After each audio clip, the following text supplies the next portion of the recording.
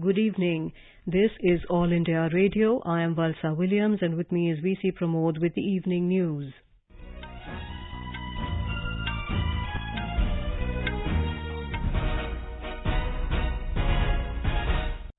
The headlines. Both houses of Parliament adjourned for the day due to ruckus over Pegasus snooping, farm laws and other issues. Parliament passes Marine Aids to Navigation Bill 2021. Basavaraj Bommai becomes new Chief Minister of Karnataka. Prime Minister Narendra Modi asked BJP MPs to become part of Azadi Ka Amrit Mahotsav to mark the 75th Independence Day celebration. India gets its 40th World Heritage Site Dholavira Harappan City in Gujarat inscribed on UNESCO's World Heritage List. US Secretary of State Antony J. Blinken arrives in New Delhi on a 2-day visit. Raksha Mantri Rajnath Singh reaches Tajikistan to participate in Shanghai Cooperation Organization's Defence Ministers meet. West Bengal Chief Minister Mamata Banerjee calls on Prime Minister Narendra Modi. National COVID-19 recovery rate improves to 97.4%. In Tokyo Olympics, boxer Lavlina Bargohain enters quarterfinals in women's welterweight category. Satvik Sairaj, Ranki Reddy and Chirag Shetty beat Ben Lane and Sean Vendy of Great Britain in final Group A match of men's doubles badminton. And in cricket, second T20 international cricket between host Sri Lanka and India due to be played today postponed by a day after India all-rounder Krunal Pandya tested positive for COVID-19 ahead of the game.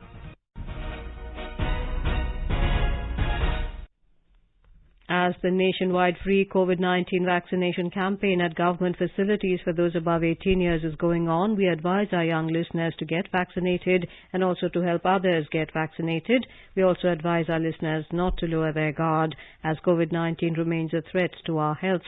Please stay at home unless it is essential to go out and continue to follow these 3 simple steps. Wear a face mask, maintain 2 gaz ki duri for social distancing, focus on hand and face hygiene. For any COVID-related information and guidance, contact national helpline numbers 011-2397-8046 and 1075. And now the news. The issues related to Pegasus snooping, farm laws and others continued to mar the proceedings in both houses of Parliament. For the 7th consecutive day of the monsoon session, the Lok Sabha and Rajya Sabha could not transact any substantial business, barring passage of a few bills amid din and the discussion on COVID situation in the upper house. Today, after facing 9 adjournments, the Lok Sabha was adjourned for the day, while the Rajya Sabha witnessed 4 adjournments before it was adjourned for the day.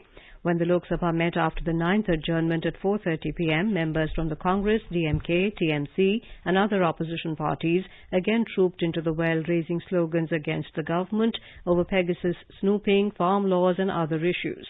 The presiding officer tried to run the House and repeatedly urged the protesting members to return to their seats, but they did not pay heed. This forced the adjournment of the House for the day. Earlier, Minister of State for Parliamentary Affairs Arjun Ram Meghwal appealed to the agitating members to allow the House to function and raise their issues in a proper manner. In the morning, amid uproar, Lok Sabha Speaker Om Birla tried to run the question hour. He also repeatedly urged the agitating members to allow the House to function as several important issues are listed for discussion. The scene was no different in the Rajya Sabha. Due to the unrelenting approach of the opposition members, the presiding officer adjourned the House for the day. Earlier, amid the ruckus, the Marine Aids to Navigation Bill 2021 was passed after a brief discussion. Union Minister Mukhtar Abbas Naqvi criticized the agitating members, saying the kind of language being used by them against Prime Minister Narendra Modi is objectionable. He said the agitating members are also violating COVID protocols. Amid the ruckus, Deputy Chairman Harivansh tried to run the question hour, but in vain.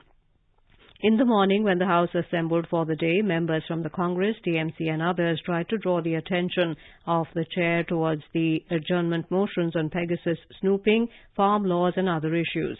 Chairman M. Venkaiah Naidu said the disruption of the proceedings are detrimental to the interest of Parliament and the country. The chairman asserted that he will not act under pressure of some sections of the House and urged them to introspect on their attitude of not allowing the House to function. Mr. Naidu stressed that dictation and dramatics will not be accepted by whoever is in the chair. The two houses paid tributes to former President of Mauritius, Anirudh Jugnauth, and First President of Zambia, Dr. Kenneth Kaunda, in the morning. The Centre is committed to resolve the interstate disputes with the cooperation of the concerned state governments. Minister of State for Home Affairs Nityanand Rai said this in a written reply in Lok Sabha today. He said that the central government acts only as a facilitator for amicable settlement of the dispute in the spirit of mutual understanding. The minister said there are boundary disputes between Haryana, Himachal Pradesh, Union Territory of Ladakh, Himachal Pradesh, Maharashtra, Karnataka, Assam, Arunachal Pradesh, Assam, Nagaland, Assam, Meghalaya and Assam, Mizoram. He said that the dispute arising out of demarcation of boundaries and claims and counterclaims over territories. The minister said that occasional protests and incidents of violence are reported from some of the disputed border areas. Minister of Chemicals and Fertilizers Mansukh Mandavia has said that the Remdesivir drug has been moved from prohibited to restricted category of exports on the 14th of June last. In a written reply in Lok Sabha, he said the step has been taken following the low demand and increased supply. The minister said the demand-supply position for tocilizumab has stabilized considerably and some states are not placing orders with the company marketing tocilizumab as per quantities allocated by the centre. Over 600 lakh tons of food grains were allocated under the Pradhan Mantri Garib Kalyan Ann Yojana during the COVID-19 pandemic 2020-21 and 2021-22. Out of this, more than 400 lakh tons have been lifted by the states and union territories as on the 14th of this month. This information was given by the Minister of State for Consumer Affairs, Food and Public Distribution, Sadhvi Niranjan Jyoti, in a written reply to a question in the Lok Sabha today. The centre had decided to provide free food grains to nearly 80 crore beneficiaries covered under the National Food Security Act. Under this scheme, 5 kilograms of food grains per person per month is provided to the beneficiaries belonging to both Antyodaya Anna Yojana and Priority Householders category. Parliament has passed the Marine Aids to Navigation Bill 2021 with the Rajya Sabha approving it today. The bill was passed after a brief discussion amid din. The Lok Sabha has already passed the legislation. The bill seeks to provide a framework for the development, maintenance and management of aids to navigation in India. It defines aids to navigation as a device, system or service external to the vessels designed and operated to enhance the safety and efficiency of navigation of vessels and vessel traffic. The centre has said to augment the domestic manufacturing capacity of COVID-19 vaccines, financial and technical support is being extended to domestic manufacturers under the mission COVID Suraksha. In a written reply to a question in Rajya Sabha, Health and Family Welfare Minister Mansukh Mandavia informed that the Ministry of Science and Technology and Department of Biotechnology is implementing the Indian COVID-19 vaccine development mission. The minister said due to these efforts, production of Covaxin is expected to enhance in the coming months. He said under this mission, facility augmentation for production of Covaxin is being provided to Bharat Biotech and 3 public sector enterprises. The minister also added that the government has also provided advance payment against supply orders placed with domestic manufacturers before the 22nd of April this year, so that they can utilize these funds for capacity augmentation. The government has said that there is no proposal in the GST Council to include petrol and diesel in Goods and Services Tax (GST). In reply to a question in Rajya Sabha, Minister of State for Finance Pankaj Chaudhary said that as per the provision of Central Goods and Services Tax (CGST) Act, inclusion of these products in GST will require recommendation of the Council. He said, so far the GST Council, in which the states are also represented, has not made any recommendation for inclusion of these goods under GST. Mr. Chaudhary added that if petrol and diesel are included in GST, the future revenues of centre and states would depend on a number of factors, including manner of taxation and tax rate as and when recommended by the GST Council. the government has identified more than 238,000 companies as shell companies in the last 3 years. This information was given by the Minister of State for Corporate Affairs, Rao Inderjeet Singh, in a written reply to a question in the Rajya Sabha today. He said the government has undertaken a special drive for identification and striking off shell companies during the last 3 years. Union Minister Dharmendra Pradhan has announced that BJP leader Basavaraj Bommai is elected by the Legislative Party in a meeting held at Bengaluru under the observation of Union Ministers Dharmendra Pradhan and G. Kishan Reddy. Basavaraj Bommai will be the successor of B.S. Yediyurappa, who had stepped down yesterday due to age factor. Basavaraj Bommai is three-time MLA from Shegaon in Haveri district in North Karnataka and was the Home Minister and Parliamentary Affairs Minister in the Yediyurappa cabinet. He is considered a close confidant of Yediyurappa. Bommai will be the 20th Chief Minister of the state. Prime Minister Narendra Modi today asked the BJP MPs to work to ensure that everyone becomes a part of Azadi Ka Amrit Mahotsav, which is being celebrated to mark the 75th Independence Day of India. Briefing media after the BJP Parliamentary Party meeting, Minister of State for Parliamentary Affairs Arjun Ram Meghwal informed that the Prime Minister said an action plan must be created for the next 25 years. आजादी के 75 साल, जिसको हम आजादी का अमृत महोत्सव कहते हैं। प्रधानमंत्री जी ने सभी सांसदों को संबोधित करते हुए कहा कि जनता ने हमें आशीर्वाद दिया है। जन जन के दिल में और दिमाग में ये भाव उत्पन्न करने का अवसर है कि मैं देश के लिए कुछ करूं। ये अवसर हमारे सामने उपस्थित हुआ है। ये मार्गदर्शन दिया गया कि ये कार्यक्रम केवल सरकार ही करे, ऐसा नहीं है, देश की जनता भी जुड़े। इसके लिए उन्होंने कहा 2047 देश की आजादी के 100 साल पूरे होंगे, जब देश कहां पहुंच सकता है, जो हमारे बेस्ट बेंचमार्क है, उसको हम कैसे अचीव कर सकते हैं, उसके बारे में जो भी आइडिया जनता से आए उसको हमें कलेक्ट करना है। BJP Mahila Morcha today organized a function to felicitate women union ministers at the party headquarters in New Delhi. On the occasion, BJP President J.P. Nadda was also present. Speaking on the occasion, senior BJP leader and Union Finance Minister Nirmala Sitharaman said the BJP has the culture of encouraging women at all levels and empowers them at every stage. She said the BJP-led government has worked for the upliftment of women. Speaking about Mudra scheme, Mrs. Sitharaman informed that 70% of its beneficiaries are women, which shows how this government works for the welfare of women. BJP leader and Union Minister Smriti Irani said it is Narendra Modi government thought about the difficulties faced by the women and worked accordingly to address their concerns. She said the government has implemented Swachh Bharat Mission and Ujjwala scheme in this regard. Addressing the felicitation ceremony, BJP Chief J.P. Nadda said it is for the first time that the Union Council of Ministers has seen the highest representation of women in Narendra Modi government.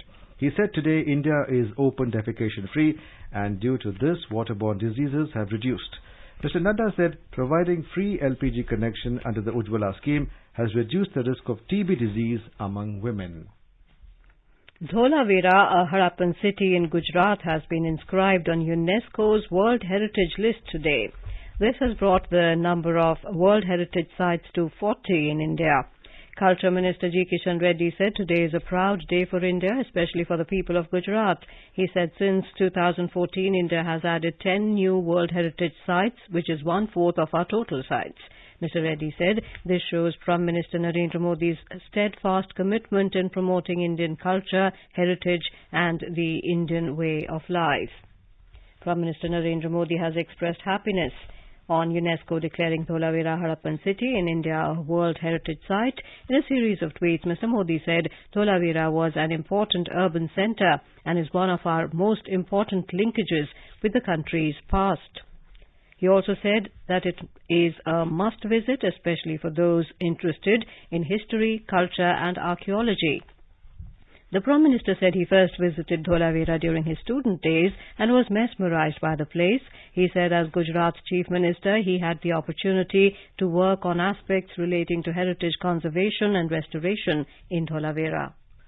Raksha Mantri Rajnath Singh has reached Tajikistan's capital Dushanbe today to participate in Shanghai Cooperation Organization's Defense Ministers Meet. Main engagement is on Wednesday, which includes a joint call on by SCO defense ministers with Tajikistan's President Emomali Rahmon. SCO as a grouping occupies 60% of the Eurasian continent, which is over 34 million square kilometers. SCO countries is having a population of over 3 billion, that is almost half of the world's population. U.S. Secretary of State Antony J. Blinken has arrived in New Delhi today on a two-day visit to India. This is Secretary Blinken's first visit to India after assuming charge as U.S. Secretary of State. Mr. Blinken will meet the External Affairs Minister Dr. S. Jaishankar and National Security Advisor Ajit Doval tomorrow. Both sides will review the robust and multifaceted India-US bilateral relations and potential for consolidating them further. Discussions will focus on regional and global issues of mutual interest, including recovery from the COVID-19 pandemic, the Indo-Pacific region, Afghanistan, and cooperation in the United Nations. Secretary Blinken's visit is an opportunity to continue the high-level bilateral dialogue and bolster the India-US global strategic partnership. West Bengal Chief Minister Mamata Banerjee today called on Prime Minister Narendra Modi in New Delhi. Later talking to reporters, she said her meeting with Mr. Modi was cordial. She also discussed the COVID-19 situation in the state during the meeting. Former Chief Ministers of Tamil Nadu, Edappadi Palanisamy and O. Pannirselvam today met Prime Minister Narendra Modi and Union Home Minister Amit Shah, talking to media after the meeting at Delhi. Former Chief Minister Edappadi Palanisamy described that the meeting was a formal one. Senior MPs of the AIADMK accompanied them for the meetings. You are listening to the evening news on All India Radio. A reminder of the headlines before we move on. Both houses of Parliament adjourned for the day due to ruckus over Pegasus snooping, farm laws and other issues. Parliament passes Marine Aids to Navigation Bill 2021. Basavaraj Bommai becomes new Chief Minister of Karnataka. Prime Minister Narendra Modi asks BJP MPs to become part of Azadi Ka Amrit Mahotsav to mark the 75th Independence Day celebration. India gets its 40th World Heritage Site, Dholavira Harappan City in Gujarat, inscribed on UNESCO's World Heritage List. U.S. Secretary of State Antony J. Blinken arrives in New Delhi on a two-day visit. Raksha Mantri Rajnath Singh reaches Tajikistan to participate in Shanghai Cooperation Organization's Defense Ministers Meet. West Bengal Chief Minister Mamata Banerjee calls on Prime Minister Narendra Modi. National COVID-19 recovery rate improves to 97.4%. In Tokyo Olympics, boxer Lovlina Borgohain enters quarterfinals in women's welterweight category. Satvik Sairaj, Ranki Reddy and Chirag Shetty beat Ben Lane and Sean Wendy of Great Britain in final Group A match of men's doubles badminton. And in cricket, second T20 international cricket match between hosts Sri Lanka and India due to be played today, postponed by a day after India all-rounder Krunal Pandya tested positive for COVID-19 ahead of the game. For quick news updates round the clock, follow us on Twitter at AIR News Alerts.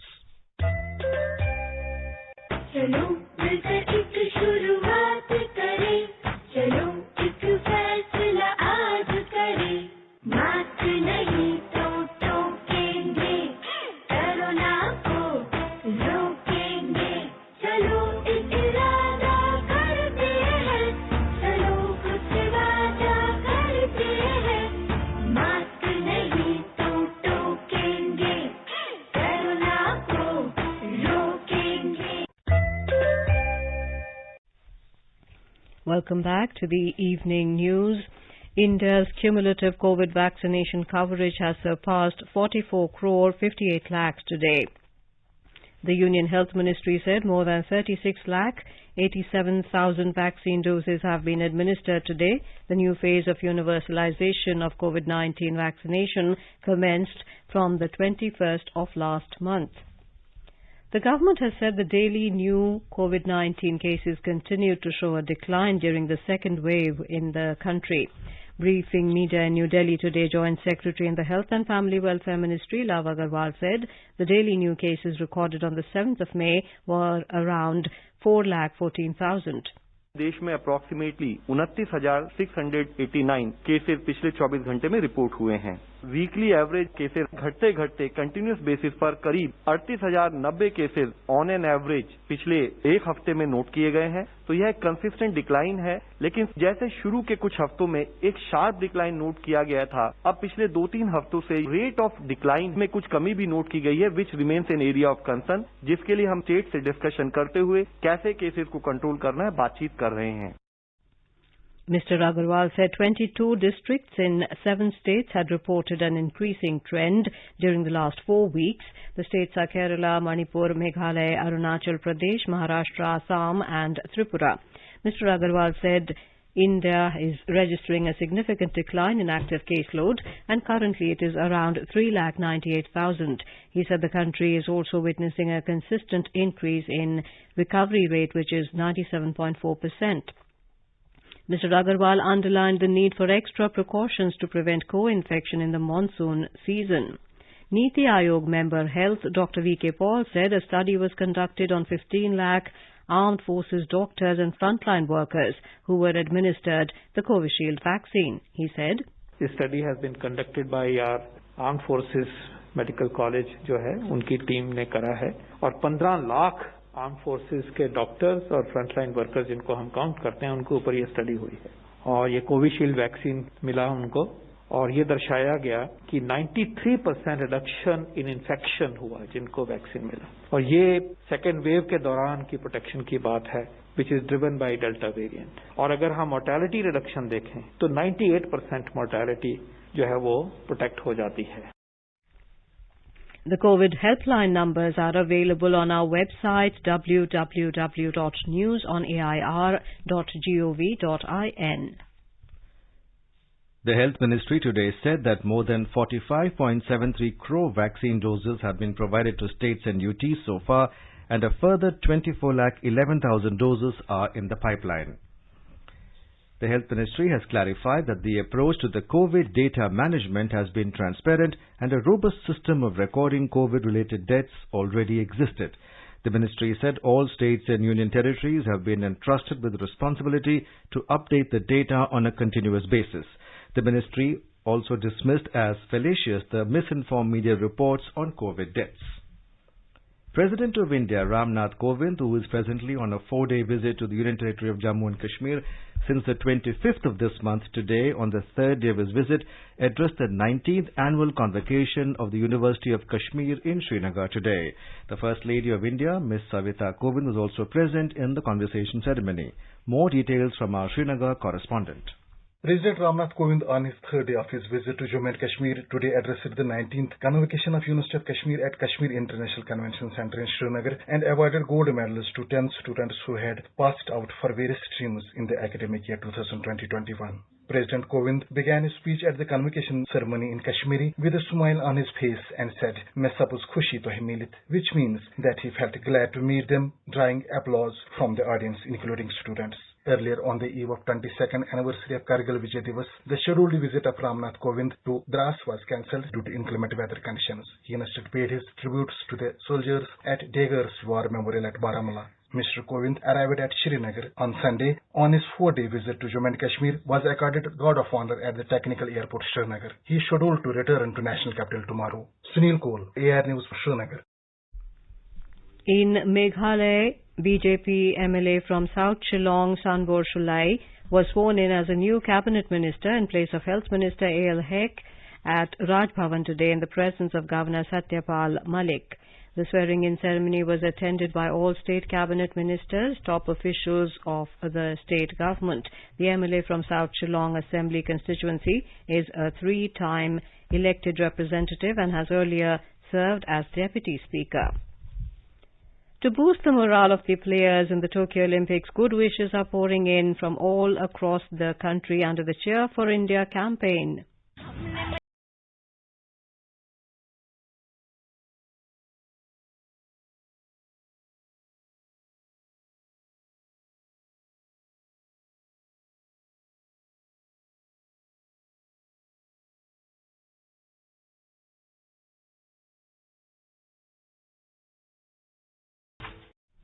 India had a good day at the Olympics today with victories coming in hockey, badminton and boxing. In hockey, the men in blue defeated Spain 3-0 in group match of Pool A. The Indian team took a 2-goal lead in the first quarter itself. Simranjeet Singh scored the first goal in the 14th minute of the first quarter, while Rupinder Pal Singh shot the second one just before the end of the first quarter in the 15th minute. Rupinder struck again in the 51st minute and scored the third goal for India. With this win, India now stands at second position in the group with 6 points. In boxing, Lovelina Borgohain entered the quarterfinals of women's welterweight category. She beat Nadine Apetz of Germany in the round of 16 in 64 to 69 kilogram category by 3-2. In badminton, Indian duo of Satvik Sairaj, Ranki Reddy and Chirag Shetty beat Ben Lane and Sean Wendy of Great Britain in final Group A match of men's doubles 21-17, 21-19. The remarkable performances by the participants from other countries also hogged the attention of the sports lovers. Listeners from across the country are participating in the Olympic quiz with AIR News. Listeners have emailed us their replies in huge numbers. Rohan Shekhar of Patna in Bihar was the first to send the correct answer of the question of 26 July. Many congratulations to her from the entire team of AIR News. Speaking to AIR News, Rohan Shekhar expressed his happiness on winning the Olympic quiz and wished the Indian Olympic contingent the best for Tokyo Olympics. Thank you so much for making me the winner of this quiz. मुझे बहुत खुशी हो रही है कि मैं इस quiz का विजेता बना। AIR न्यूज सुनना मुझे बहुत पसंद है क्योंकि यह जिस सटीकता और सरल तरीके से हमें न्यूज प्रोवाइड करता है, दिस इज वर्थ अप्रिशिएटिंग। इसके अलावा ओलंपिक्स में हमारे जितने भी पार्टिसिपेंट्स हैं जो इंडिया को रिप्रेजेंट कर रहे हैं, मैं उन्हें ढेर सारी शुभकामनाएं देना चाहता हूं ताकि वो हमारे देश का नाम रोशन करें, देश के लिए मेडल लाएं और देश का नाम और ऊंचा करें। To participate in the Olympic quiz, tune into our program SportsCan at 7:20 p.m. every day. The government and the people of Manipur today welcomed Tokyo Olympic silver medalist Kumari Saikhom Mirabai Chanu. On her arrival at Bir Tikendrajit International Airport, Imphal at 1:45 p.m., Chief Minister N. Biren Singh, along with ministers, MLAs and a large number of people received her.